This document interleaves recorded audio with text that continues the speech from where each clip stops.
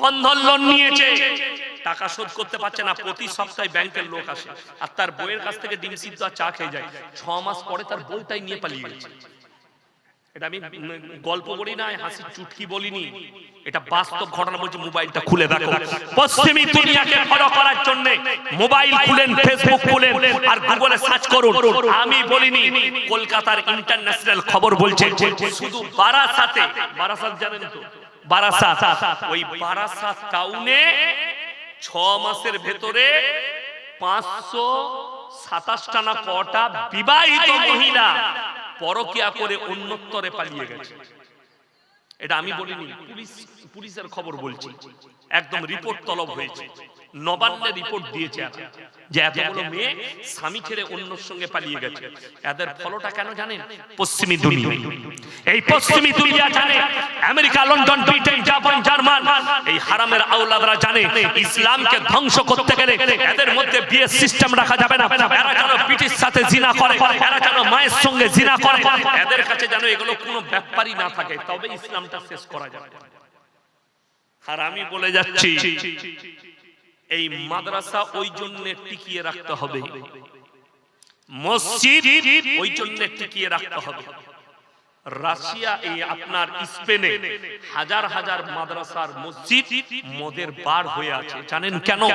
সর্বপ্রথম এই বেঈমান কাফের ইহুদি নাসারারা চেষ্টা করেছিল যে ইসলামকে শেষ করতে গেলে এদের ব্রেনে ঢুকিয়ে দাও যে এই মৌলবীরা হচ্ছে নোংরা, এই মৌলবীরা সমাজকে বঞ্চিত করছে, এই মৌলবীরা নারীকে পর্দা থেকে বঞ্চিত করছে, দুনিয়া থেকে বঞ্চিত করছে, পর্দায় এনে এদিকে আগে ধ্বংস করো। মুসলমান স্পেনে মুসলমানদের দ্বারাই প্রথমে আলেমদিকে কতলে আম করা হয়েছে। অথচ জানেন এই ভারতের ইতিহাস বলছে, আমার কচিকাচারা শুনো, ইতিহাসটা পড়ে দেখো, দিল্লি থেকে লাহোর পর্যন্ত এমন কোন গাছ ছিল না যে গাছে আলেমদিকে ঝুলানো হয়নি। ইংরেজরা ঝুলিয়েছিল খালি জিহাদ করার জন্য, ইংরেজদের বিরুদ্ধে আলেমরা ৫৬,০০০ আলেম এই দেশকে স্বাধীন করার জন্য ইংরেজদের কাছে গর্দন দিয়েছে। আবার আমি আপনাদেরকে বলে যাচ্ছি, আমাদের মতো ১ কোটি আলেম এখন রেডি আছে কোরআনের জন্য, রাসূলের জন্য, ইসলামের জন্য নিজের গর্দন দিতে আমরা রাজি আছি। ১ কোটি মুসলমান। আমি আজকে এতগুলো কড়া বক্তব্য কেন দিলাম জানেন? পশ্চিমী দুনিয়ার কথা কেন বললাম জানেন? তারা পৃথিবীকে বলছে আমরা তোমাদেরকে টেকনোলজি দিচ্ছি, আসলেই আপনাকে অন্ধকার জগতে ঠেলে দিচ্ছে। তারা পৃথিবীকে বলছে আমরা তোমাদেরকে বৈজ্ঞানিক বানাচ্ছি, যে বৈজ্ঞানিকটার নাম বললাম তার ফটোটা ফেসবুকে ভাসছে, হাত পা দুটো রিকে, সামনে কম্পিউটার লাগানো আছে, হাতগুলো এরকম বেঁকা, মালটা সেই মালওয়ে ওইখানে গিয়েছিল আইল্যান্ডে, এর কি কাজ সেখানে? বলছে এই লোকটাও নাকি ওই মেয়েদের মাংস খেত, এই লোকটাও। অথচ আমাদের হাজার হাজার মাস্টার বলছে তাকে তোমরা তার মতো হবার চেষ্টা করো, আর আমি বলছি না না না, তার মতো নয়, আমার মতো বুকা মৌলবি হবার চেষ্টা করো, মাথায় টুপি লাগাও, দুনিয়াটা কিছুই নয়। আপনি বলুন তো, যে লোকটা বড় লোক সে লোক বেশি দিন বাঁচে? কথা বলে না? আল্লাহ যার যতদিন হায়াত দিয়েছে ততদিন বাঁচবে না? বাঁচবে না।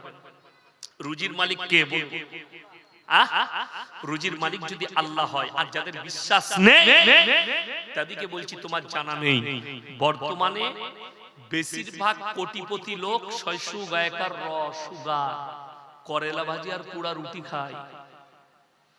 আপনি জলসায় এসে মাংস ভাত খেলে, আপনাকে আল্লাহ বলেছে যেটা জুটবে সেটা খাবে, এর থেকে আপনি শুকর আদায় করেছেন যে আপনি রোগ মুক্ত? আপনাকে আল্লাহ সব খেতে বলেছে, আপনি কোনদিন শুকর আদায় করেছেন? শুকর আদায় করুন। আপনি যদি একটু সবজি ভাত খেতে পান আর খাবার পরে যদি হজম হয়ে যায়, মুম্বাই টাটা মেমোরিয়ালে চলে যান, অনেক এমন কোটিপতি আছে মুখ দিকে খেতে পায় না, গলায় লিক করা আছে, এইখানে নল ভরা আছে, নল দিয়ে খাবার যাচ্ছে। অনেকজন পায়খানার রাস্তায় পায়খানা হয় না, এখানে ফুটো করে ঝুলা টানানো আছে, অটোমেটিক পায়খানা হয়, সেই জানে না আমার কখন পায়খানা হচ্ছে। তাদেরকে দেখলে আল্লাহকে স্মরণে আসবে যে আল্লাহ আপনাকে কত ভালো রেখেছে। আমার একজন অন্তরের বন্ধু ওয়াসি ভাই হঠাৎ শুনলাম ভাইয়ের ক্যান্সার। খুব ভালোবাসতেন, মুম্বাইয়ে জলসাতেও নিয়ে গেছেন ওসি ভাই, আল্লাহ জান্নাতি করুক বলুন আমিন। বড় খিদমত গুজার, আলেমদের বড় খিদমত মহব্বত করত, আমার সঙ্গে ফ্রেন্ডলি কথা বলতেন, ইয়ারকি মারতেন। হঠাৎ শুনলাম ভাইয়ের ক্যান্সার। ভাই দুনিয়া ছেড়ে চলে গেল, সোনার ব্যবসায়ী, টাকা আছে আমার ভাই। ওই জন্যে আল্লাহর কাছে সম্পদের মূল্য লয়, ইমানের মূল্য আছে, আমলের মূল্য আছে, সম্পদের নয়। সম্পদ তো বিল গেটসের মতো লোকের নাম উঠে এসেছে। কার নাম বললাম? বিল গেটস, এলন মাস্ক, এই সব হারামখোররা ওখানে যেত, আর আপনি তাদেরকে ফলো করেন। এরাই তো হচ্ছে পৃথিবীর সবথেকে নোংরা জগতের লোক, অথচ আমাদের সমাজ মনে করে এরাই দামি দামি লোক। আমাদের মতো মৌলবীরা মূর্খ, এরা কি জানে, এরা কি করবে? আমার বন্ধুগণ, আমার ভাই, অনুরোধ করে বলছি, আপনি যাদেরকে ফলো করছেন এদের কাছে ঈমান বলে কিছু নেই, আর আল্লাহর কাছে মূল্যবান জিনিস হচ্ছে আমলটা নেক, আমলটা সৎ, আমলটা। কোরআন বলেছে শোনো, যদি আমার বক্তব্য কোন হিন্দু ভাই, দলিত ভাই, আদিবাসী ভাই শুনেন, তাদেরকে অনুরোধ করে বলছি শুনে যান। কোরআন এত সুন্দর, ইসলাম এত ভালো বার্তা দিয়েছে। 1400 বছর আগে আমার আল্লাহ বললেন তোমরা শুনে দাও, পৃথিবীর মানুষ, কোন মানুষ যদি কোন মানুষকে অন্যায়ভাবে হত্যা করে, সে যেন গোটা মানব জাতিকে হত্যা করলো। কোন মানুষ যদি কোন মানুষের উপকার করে, সে গোটা মানব জাতির উপকার করলো। আমি 2 তারিখে, জানুয়ারির 2 তারিখে মুম্বাই ছিলাম, তো আমার কাছে একটা ফোন এলো। ফোনটা আমাদের পুরুলিয়া ডিস্ট্রিক্ট থেকে, ছেলেটার নাম হচ্ছে বাবু লোহার। কি নাম বললাম? বাবু লোহার, মানে হিন্দু ছেলে। তো সেই ছেলেটা আজ থেকে 7-8 বছর আগে আমি যখন বাড়ি যাই, আমার বাড়ি হচ্ছে দিল্লি রোডের ওপরে, কলকাতা টু দিল্লি রোড, সেই রোডের ওপরে। পানাগড়ের নাম শুনেছেন? পানাগড় যেখানে মিলিটারি বেস আছে, ওর পাশাপাশি আমার বাড়ি, গ্রাম, হাই রোডের ওপরে। তো আমি একটা হোটেলে প্রত্যেকদিন চা খেতাম, ওই ছেলেটা আমাকে চা দিত। তাকে আমি জিজ্ঞেস করলাম, এই কোথায় বাড়ি তোমার? তো আমার ওখানে পাশে একটা ভাইয়ের বিয়ে হয়েছে, মেজো ভাই, সেই গ্রামে বাড়ি, বাইরে না নাম গ্রাম। আমি বললাম কত করে বেতন পাও? বলে স্যার আমাকে প্রত্যেকদিন রাতের বেলায় ডিউটি করি, সকাল 6টা পর্যন্ত, সন্ধ্যে 6টা থেকে 100 টাকা করে দেয়। আমার বললাম 100 টাকায় কি হবে এই যুগে? তো আমি বললাম যে তুমি কতদূর পড়াশোনা করেছো? বলে স্যার আমি বিএ পাস। আমি অবাক হলাম, আমার থেকেও বেশি পড়া, বিএ পাস, আমরা তুমি এই কাজ করছো? বলছে স্যার আমার বাবা খুব অসুস্থ, মা অসুস্থ, বোনের বিয়ে দিতে হবে, আমার কষ্টের জন্য আমি চলে এসেছি, কোনো কাজ পাইনি। এমন একটা কাজে যাবি মুম্বাই, আমার ভাইরা ভাই আছে, বড় কারখানা এমব্রয়ডারি, তো তার কাছে গিয়ে কাজ করো, 15,000 বেতন পাবে, খেয়ে দে, তুমি পুরো টাকাটা থেকে যাবে। বলে স্যার পাঠিয়ে দেন। টিকিট করে পাঠিয়ে দিলাম। সেখানে 4 বছর ছিল, বোনের বিয়ে হয়ে গেল। সেদিনে ফোন করেছে, আমি বললাম কোথায় আছিস রে বাবু? বলে স্যার আমি এখন পুরুলিয়া একটা আশ্রমে আছি। এমন তো হঠাৎ এতদিন পরে ফোন করলি, 1 বছর পরে? বলছে স্যার আপনাকে আমি মৃত্যুকাল পর্যন্ত ভুলতে পারবো না। কেন বলুন তো? সেই লোকটা অমুসলিম, আমি তার ধর্ম দেখে জাস্ট তার উপকার করেছি, উপকার করেছে। আমার রাসূল সাল্লাল্লাহু আলাইহি সাল্লাম বললেন বাড়ির পাশে কে বসবাস করছে দেখো না, সে হিন্দু হোক, সে দলিত হোক, সে আদিবাসী হোক, সে খ্রিস্টান হোক, ক্ষুধার্ত হলে খাবার দাও, বস্ত্রহীন হলে বস্ত্র দাও, বিপদে পড়লে পাশে দাঁড়াও। এটাই হচ্ছে রাসূল সাল্লাল্লাহু আলাইহি সাল্লামের আদর্শ। কোন নিরীহ মানুষকে কেউ যদি হত্যা করে, সে যেন গোটা মানব জাতিকে হত্যা করলো। আপনি ভেবে দেখলেন এই হারামখোররা যারা এই জায়গায় প্রেসিডেন্ট ফাইলে যাদের নাম এসেছে, তারা হাজার হাজার বাচ্চা ছেলেকে, বাচ্চা মেয়েদিকে হত্যা করেছে। কতগুলো বাচ্চা মেয়ে আপনি ভেবে দেখুন তো। ওই মেয়েটা যদি আজকে, এখন আমার মনে হচ্ছে, আমার ছোট মেয়ের মুখটা মনে পড়ছে, যদি আমার ওই মেয়েটা হতো, আমার মনে পড়ছে মেয়েটা হতো। এখন বিশ্বের কাছে দাবি, পারবে কি গোটা বিশ্ব, পারবে কি বিশ্ব আদালত এই হারামখোরকে ফাঁসির মঞ্চে ঝুলাতে? মুআম্মার গাদ্দাফিকে জেলের কুঠরিতে ভরে আমেরিকা তাকে হত্যা করেছে। সিরিয়া, আপনার লিবিয়া, রাজা মুআম্মার গাদ্দাফি, তাকে হত্যা করেছে আমেরিকার মতো হারামের আওলাদ। অথচ জানেন এই হত্যা করার পরে লিবিয়ার হাজার হাজার ওই 12 বছর 13 বছরের মেয়েদিকে আমেরিকার সেনারা ক্যাপচার করে নিয়ে গিয়ে ওখানে ভরে দিয়েছে এবং তাদেরকে রেপ করে হত্যা করে দিয়ে তাদের মাংস রান্না করে খেয়েছে। আপনি ভাবতে পারেন মুআম্মার গাদ্দাফি, সাদ্দাম হোসেনকে ফাঁসি দেওয়া হলো। 10 বছর পরে প্রমাণ হলো, আমেরিকার বিশ্ব আদালত প্রমাণ করলো সাদ্দাম হোসেনকে যে অপরাধে মারা হয়েছিল সেই অপরাধের অপরাধী সাদ্দাম হোসেন ছিল না, ভুলভাবে মেরে দিয়েছে। তাহলে ভুলভাবে যে মালটা মেরেছে জর্জ বুশ, সে তো বেঁচে আছে, সে মালকে ফাঁসিতে টাঙা পেরেছে টাঙাতে না। কেন? আল্লাহ রাসূল সাল্লাল্লাহু আলাইহি সাল্লাম বলেছেন, আল্লাহ রাসূলের হাদিস শুনেলেন খালি কত সত্য। আখিরি জামানায় এমন একটা যুগ আসবে সত্য বিলুপ্ত হয়ে যাবে আর মিথ্যা প্রকাশ পাবে। আল্লাহ রাসূলের হাদিস শুনেলেন আপনার গায়ের কাঁটা লোম হয়ে দাঁড়িয়ে যাবে। নবীজি 1400 বছর আগে বললেন কিয়ামত কাছে এসেছে, তোমরা বুঝতে পারবে কিয়ামত সংগঠিত হতে চলেছে, তোমরা বুঝতে পারবে যখন দেখবে অশিক্ষিত মূর্খরা সমাজের নেতৃত্ব দিচ্ছে আর শিক্ষিতরা চুপচাপ বসে দেখছে। আপনি অবাক হবেন, ভারতের বড় বড় অর্থনীতিবিদ তিনারা চুপচাপ বসে আছে আর মূর্খরা তারা সমাজের নেতৃত্ব দিচ্ছে। আপনি ভেবে দেখুন তো, আপনার মসজিদের ইমাম একজন মাতালকে রাখবেন? কথা বলে না, মাতালকে রাখবেন। আপনি জিজ্ঞেস করেন স্যার আপনি কোথা থেকে মৌলানা সাহেব পড়াশোনা করেছেন? করে না করে না। হুজুর আপনার ডিগ্রি কি আছে, আপনার পড়াশোনা কি আছে, আপনি একটু পড়ে শোনান, তার ব্যাপারে আপনি খোঁজলেন লোকটার চরিত্র কেমন, আখলাক কেমন।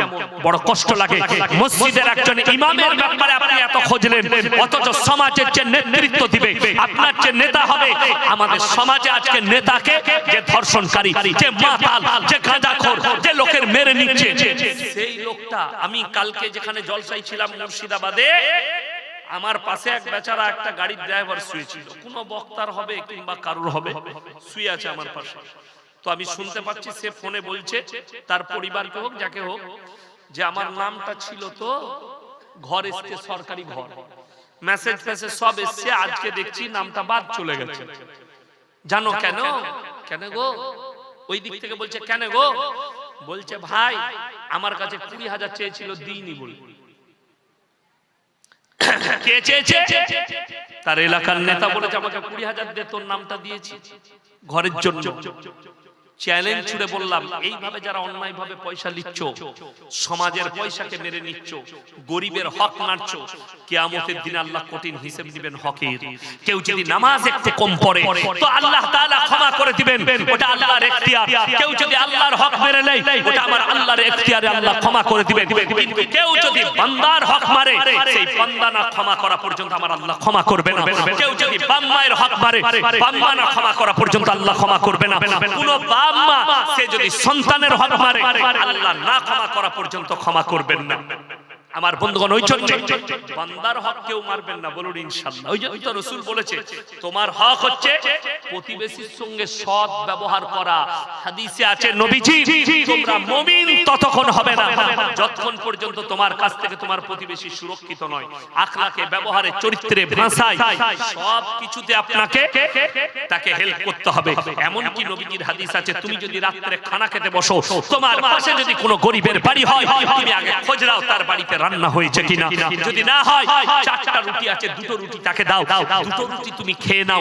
এটাই হচ্ছে নবীজি সাল্লাল্লাহু আলাইহি সাল্লামের আদর্শ। আজকে সেই আদর্শ আমাদের কাছ থেকে গেল কোথায়? বিলীন হয়ে গেল। কেন হলো? আজকে আমরা পশ্চিমী দুনিয়াকে ফলো করতে লেগেছি। সেই আদর্শ আমাদের কাছ থেকে শেষ, যে আদর্শ নবীজি দিয়েছেন। আপনি অবাক হবেন যারা বলছে কোরআনে আছে ওয়ালা তাকরাবুজ জিনা ইন্নাহু কানা ফাহিশা ওয়া সা সাবিলা। আপনার ভারতের বড় বড় টাউনগুলো দেখিয়ে দেব, লাইসেন্সধারী, লাইসেন্স দিয়ে সরকার লাইসেন্স দিয়ে রেখেছে, এরকম পতিতালয় আছে আছে। রায়গঞ্জে আছে নাকি জানি, রায়গঞ্জে নেই। আপনাকে আমি মালদায় দেখিয়ে দেব, বর্ধমানে আছে, আসানসোলে আছে, কলকাতায় আছে, ভালো ভালো টাউনে আছে। এটা শুধু পশ্চিম বাংলার কথা বললাম। ভারতবর্ষের সব থেকে বড় রেড এরিয়া চাকলা মুম্বাইয়ে আছে। রেড এরিয়া, যেখানে ঢুকে গেলে সেই মেয়েটার বেরিয়ে আসতে পারবে না। সেখানে পতিতালয় লাইসেন্স দিয়েছে, সরকার দিয়ে রেখেছে, দিয়েছে না দেয়নি?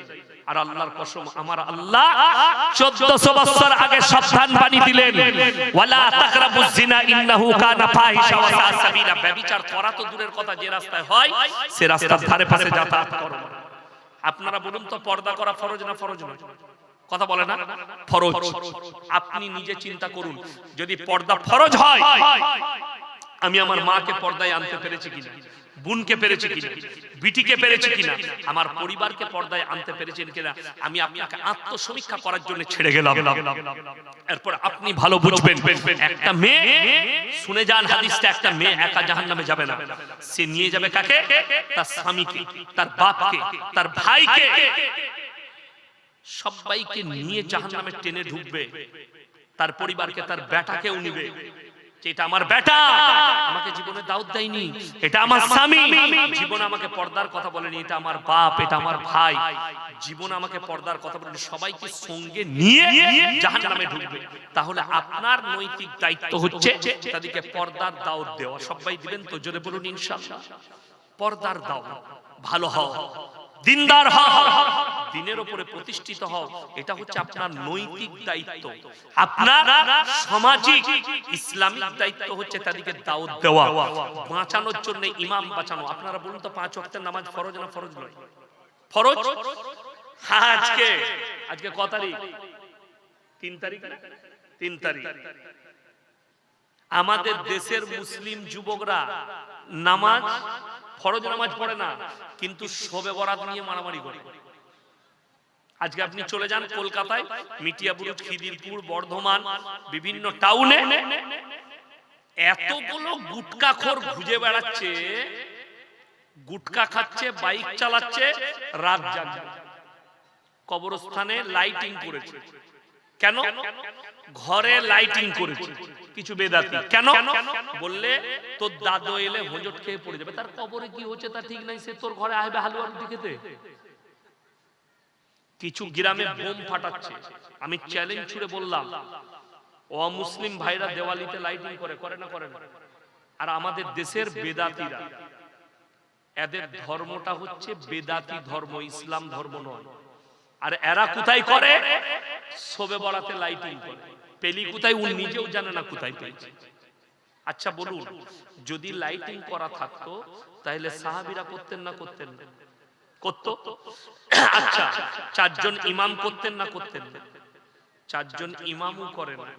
ইমাম আবু হানিফা রাহিমাহুল্লাহ, ইমাম শাফি, ইমাম মালিক, ইমাম হাম্বল, এরা কেউ করেনি, কিন্তু আপনি করছেন। হালুয়া রুটি খাওয়া হারাম নয়, হালুয়া রুটি খাওয়া ভালো জিনিস। রোজ খান। আমি মুম্বাই গেলে মাহিমে যাই, মাহিম, সেখানে ভালো হালুয়ার পরোটা পাওয়া যায়, আমি খাই। সেখানে মাহিমে বিখ্যাত ফালুদা, গোটা ভারতবর্ষে কোথাও ওই ফালুদা পাবেন না। তার নাম হচ্ছে বাবা ফালুদা।